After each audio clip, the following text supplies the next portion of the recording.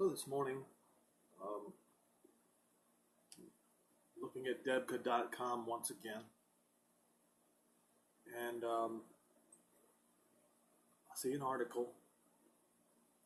As everyone should know by now, the Battle of Idlib, I'm trying to pronounce it correctly, the Battle of Idlib in Syria is about to commence. And I will read this, just a small article from debka.com. It says Iraq bans Russian military overflights to Syria. Under heavy U.S. pressure, Baghdad Friday banned Russian military aircraft from transiting Iraqi airspace, thereby blocking Moscow's airlift to its Khmeimim airbase in Latakia, Syria. A Russian Tu-154M was forced by the Iraqi ban to turn tail. No explanation was offered for Baghdad's measure, but Debka file sources report that Washington used its clout with Iraq to curtail Russia's buildup in Syria for the anticipated combined operation to retake Idlib from rebel control, as well as to clear the way for U.S. military action in Syria. Short article, major implications. And I've been struggling for a long time. While people, to find the truth or to find the facts about locations in Zechariah 9. And while people have been pointing to Isaiah 17, and there's nothing wrong with pointing to Isaiah 17, but Zechariah 9 is more descriptive. It explains timing. It actually shows that Jehovah will be seen, and so does Isaiah 17. Don't get me wrong here. Because Isaiah 17 says at that time, in verse 7, that at that day shall a man look to his Maker, and his eyes shall respect the Holy One of Israel. It's the same kind of wording that's in Zechariah 9, okay? But Zechariah 9 is more descriptive, yet everybody rushes to Isaiah 17 without looking at Zechariah 9. And as I've said, I've been trying to find, there was hidden meaning in Zechariah 9 that I finally found just by using Google this morning. You know, it's amazing to me, which proves that no man, how great he thinks he might be, in whatever endeavor that he is involved in, can glorify himself. So I want to go to Zechariah 9, and I want to point out something that has been sitting right there in front of us this whole time, and I have been struggling to find it, and I just couldn't find it. And many others, I'm certain, have had the same problem. It's concerning the land of Hadrach. I have pointed out what the meaning of the verse 1, that the burden of the word of Jehovah in the land of Hadrach and Damascus is going to have its resting place in that area. And at that time, the eyes of man That's the eyes of the Gentiles, and all the eyes and all the tribes of Israel shall see Jehovah. Exactly what it says in Isaiah 17 and verse 7. But the land of Hadrach. Here's what I found, folks.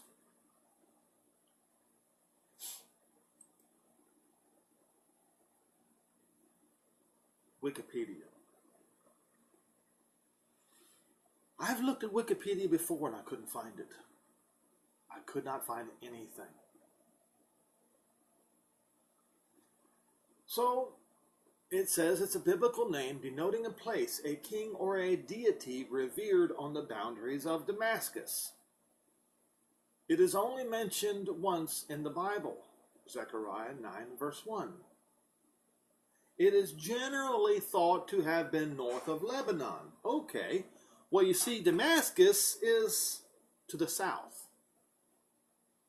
So we're getting somewhere here. Generally thought to be north of Lebanon. According to George L. Klein, Hadrach has been identified with the Assyrian place name Hatarika, or Aramaean Hazrik, the capital of Luhuti, possibly located at Tel Aphis or Telephis. Well, that's confusing, isn't it?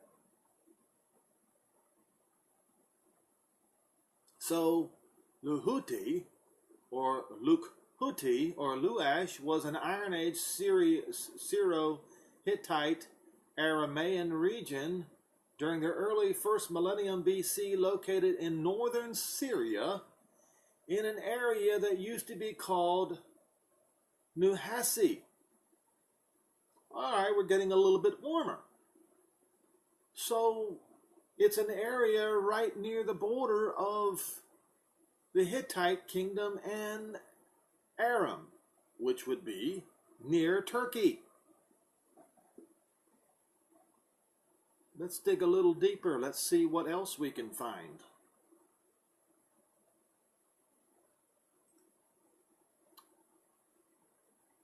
Telephis. Click Telephis and what do you see? The alternate name Hadrach.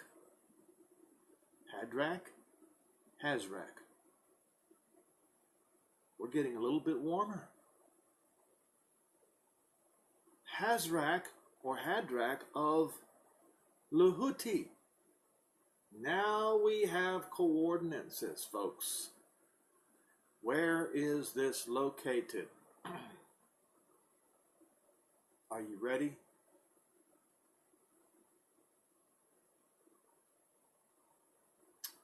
Telephis is an archaeological site in the what? Idlib region of northern Syria. We have just found the land of Hadrach. And notice, when you read Zechariah 9, the prophet mentions the land of Hadrach first.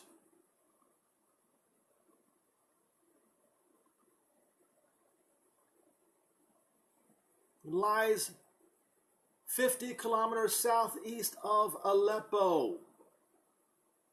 The site is thought to have been the ancient Hadrach or Hadrach, Hadarika for the Assyrians' capital of Luhuti, just like it said in the other reference. So Hadrach is Hadrach. It's in the Idlib province. This is where the war is about to take place, where there are 2.5 to 3 million people about to be displaced. Now let's go back. Now let's go back to Zechariah 9. Now remember, if you were to look in Bible Hub, the first, the heading that they have placed above the entire chapter is prophecies against Israel's enemies. Even the translators knew what this event was all about. So now we realize the burden of the word of Jehovah is going to find its resting place in northern Syria in the Idlib province. First, and the land of Damascus second.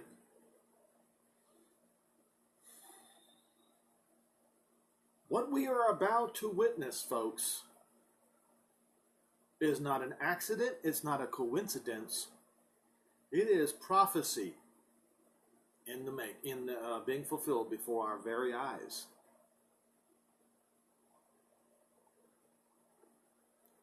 For, I don't know, it's been a whole year. I've been searching for what the land of Hadrach was and finally found it on Wikipedia.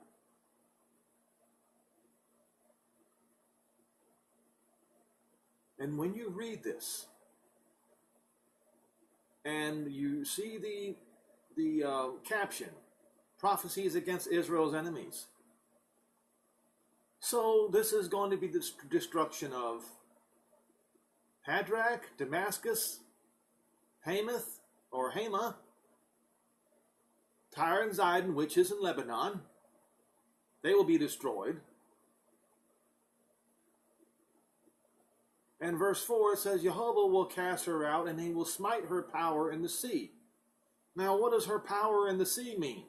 Well, in the old days, Tyrus and Zidon were sea merchants, and their ships traversed across the Mediterranean Sea all the way to Spain and Portugal. However, one could conclude that that's what it means, that those ships are what's going to be destroyed. But whose side is Lebanon on today?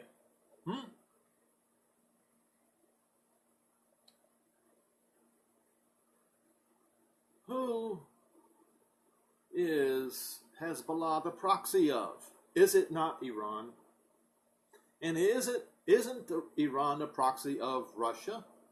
So who is protecting Iran and Hezbollah but the Russian ships that are parked on the coast of the Syrian coast in the Mediterranean Sea? And when you read this, it says he will smite her power in the sea, and she, that's Tyrus and Zidon, that is, then Lebanon, will be devoured with fire. And the Gazans are going to see it and will be very sorry.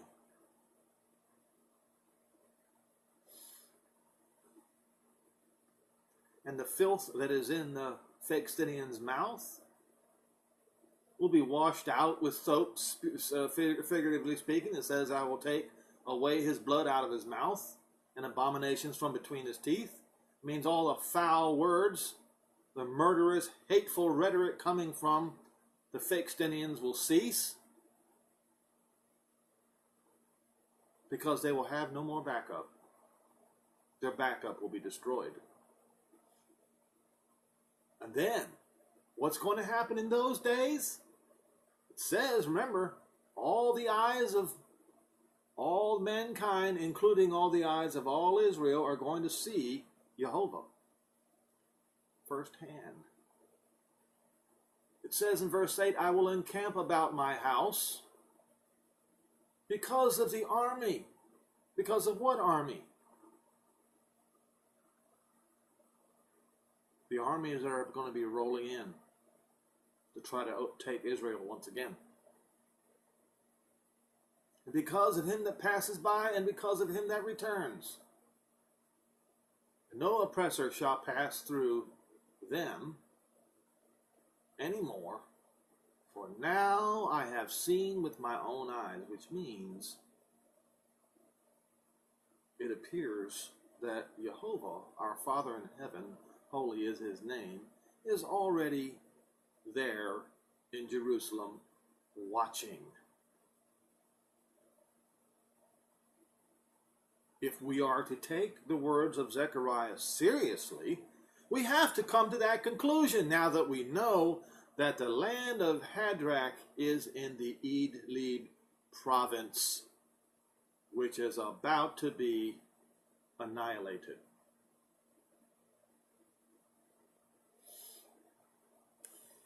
And in this chapter, he says in verse 9, "Rejoice greatly, O daughter of Zion. Shout, O daughter of Jerusalem. Behold, your king comes to you. He is righteous, having salvation, lowly, and riding upon an ass, and upon a colt, the foal of an ass. And I will cut off the chariot," that's the oppressor, "from Ephraim, and the horse from Jerusalem. And the battle bow shall be cut off, and he will speak peace to the heathen, and his dominion shall be from sea to sea, and from the great river Euphrates, even to the ends of the earth."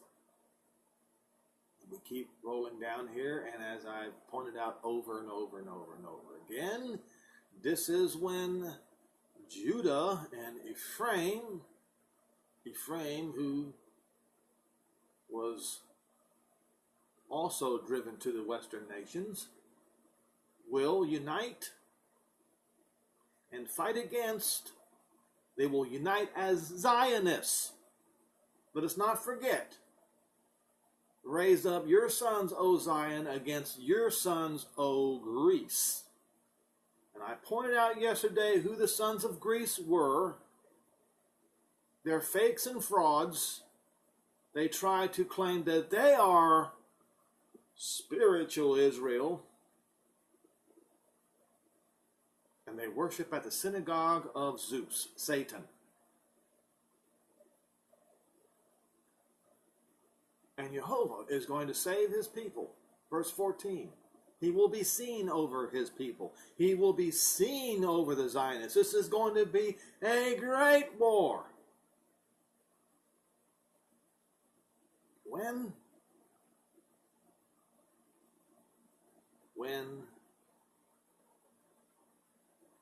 the burden of the word of Jehovah falls upon the land of Idlib.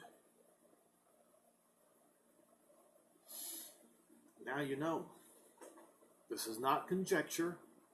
This is not hypotheses. This is not theory. This is fact. We have just learned that the land of Hadrach is in the Idlib province.